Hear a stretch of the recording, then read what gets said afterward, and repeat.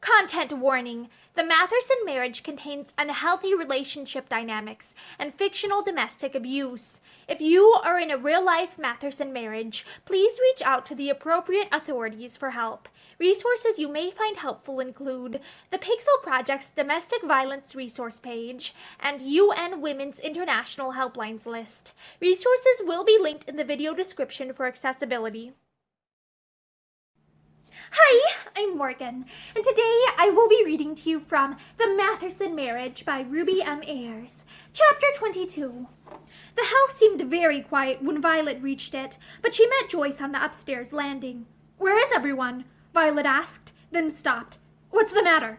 she asked sharply, struck by something in the elder girl's face. "Nothing, at least, Mrs. Matherson isn't well. She came in a little while ago, and Mr. Matherson was annoyed about something, I suppose, and scolded her, and she fainted." "Fainted? Pansy's never done such a thing in her life." "It's the heat, perhaps, but she hasn't looked well for some time."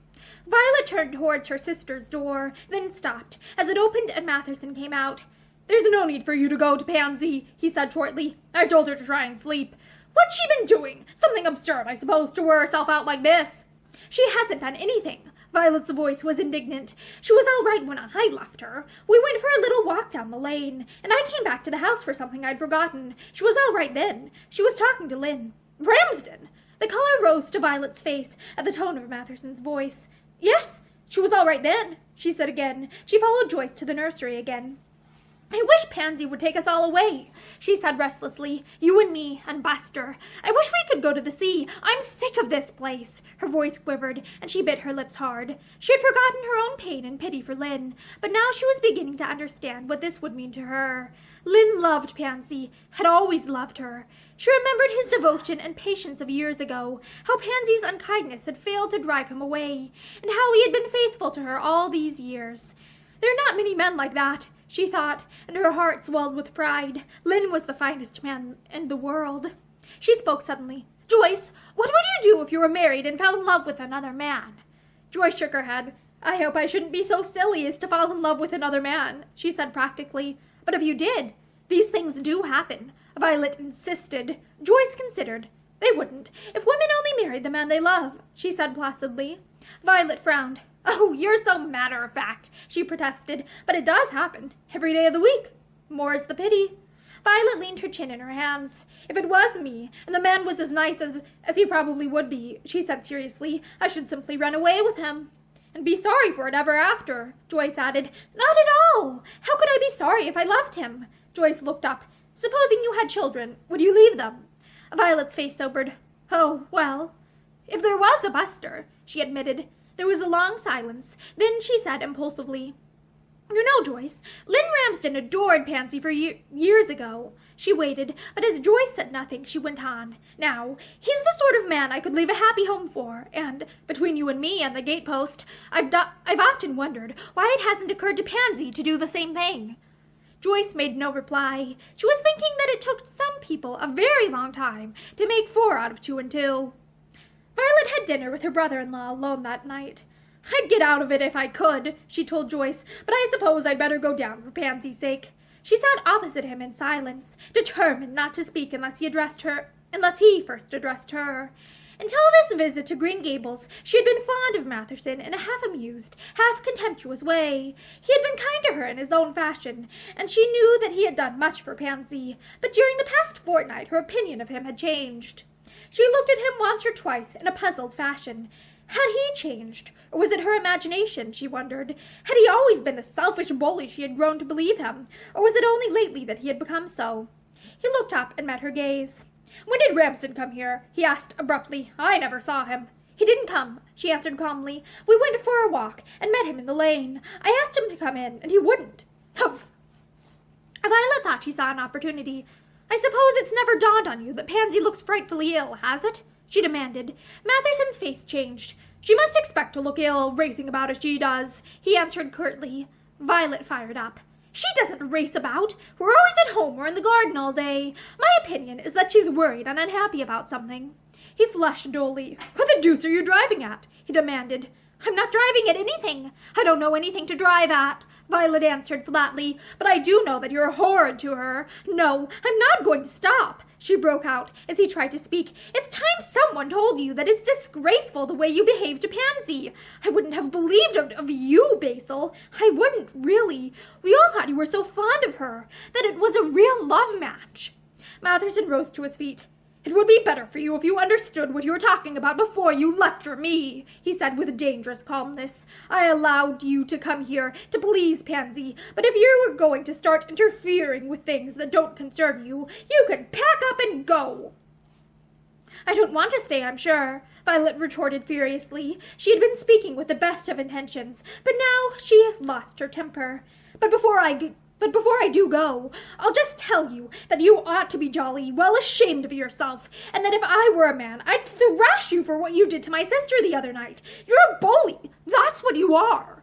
She broke off with a gasp of fear as Matherson brought his fist crashing down on the table, making the glasses and plates ring. "Leave the room," he shouted furiously, "or I will. This is all the gratitude I get, conspiring between you against me. That's what it means. You and Pansy, you leave my house first thing tomorrow, you understand?"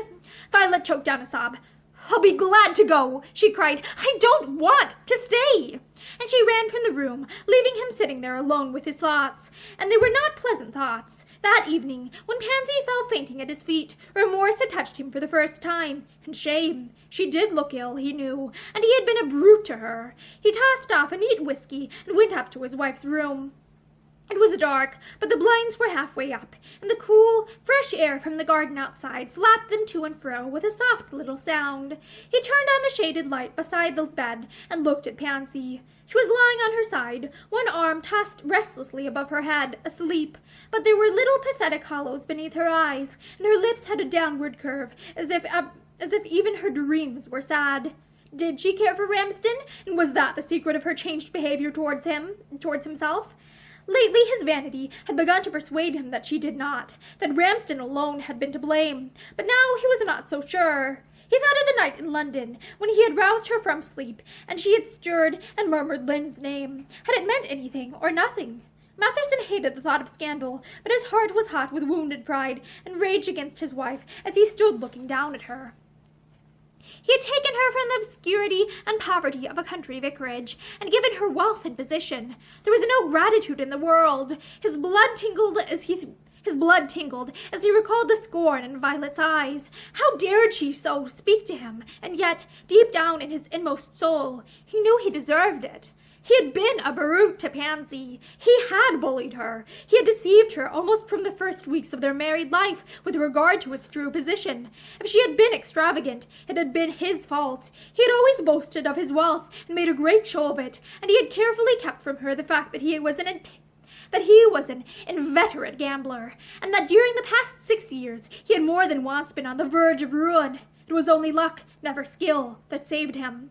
When he first met Ramsden, he had been at his wits' end to know what to do. He had made a few inquiries, and had been led to believe that Ramsden was more wealthy than he really was. So he had persuaded him to buy Chiswell's and settle down close to Green Gables, in the hope that presently he would be able to ask him for the financial help he so urgently needed.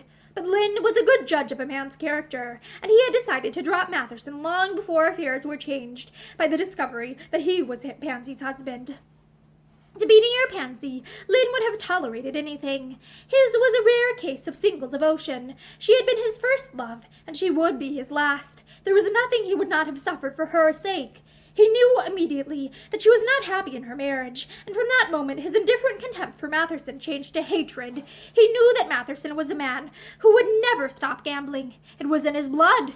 In a foolish, irresponsible way, he carried on his transactions without method or restriction. He plunged blindly in any market suggested to him, without thought or inquiry. When at last he made an open appeal for help, Lynn refused it. "It's only throwing good money after bad," he told Matherson firmly, "and I'm not rich enough to be a philanthropist." He knew that Matherson was drinking heavily, though he was a man who showed little outward sign of it. Once he had appealed to him to pull himself together and give it up. "Good Lord, man, you've got everything in the world you can't want." "Good Lord, man, you've got everything in the world you can want," he told him. "Are you going to ruin your whole life?" Matherson had pretended to be influenced. "I wouldn't stand that from anyone else," he answered. "But I like you. Pansy likes you too. You were good pals years ago, I know. She likes you to come to the house, and she won't tolerate some of my friends. Make yourself at home at my place. Come when you like." Matherson thought of that invitation now as he stood looking at Pansy, and his eyes grew ugly. How they had both deceived him. Pansy had pretended not to like Ramsden, had even been rude to him. He could see now that it was all part of a game to deceive him. Only tonight they had been together. Ramsden had broken his word. Was this the first time, or had there been other occasions? Probably Violet knew all about it too, and had helped them. His face flushed at the thought. He began to remember Pansy as she had been when he first met her, as pretty as a flower he had called her, and so happy and irresponsible. She had changed very much during the last year or two. He bent closer to her, his face softening a little. "Pansy!" He spoke her name shamefacedly, and she stirred, turning her head towards him, but her eyes were still closed, and presently tears began to steal from beneath her long lashes. She was crying, and in her sleep. Insensate rage seized him. He forgot his responsibility for the disgraceful bargain with Lynn, and remembered only that he had been deceived, and by them both, his wife and the man he had trusted. He caught Pansy roughly by the arm, shaking her. "What is it? What is it?" She started up, trembling, only half awake. Then she met her husband's eyes, and shrank away. What is it? You frightened me. Why did you wake me?" "I want to talk to you."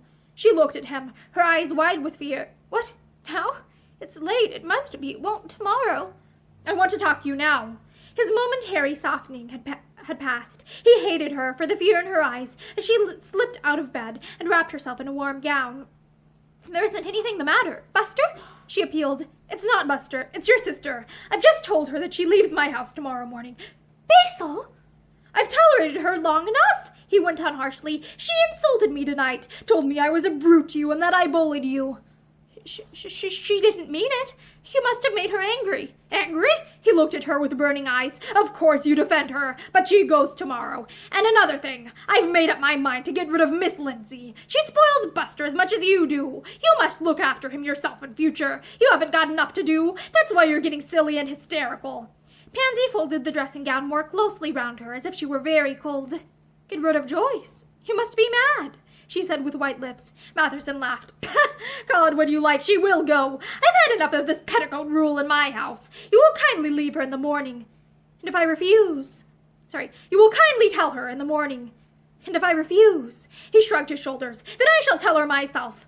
There was a poignant silence. Then Pansy said slowly, "Violet was right, I think, when she called you a bully." He went on, not heeding. "I shall shut this house up, or let it, and take you away." She drew a quick breath. "And if I refuse to go?"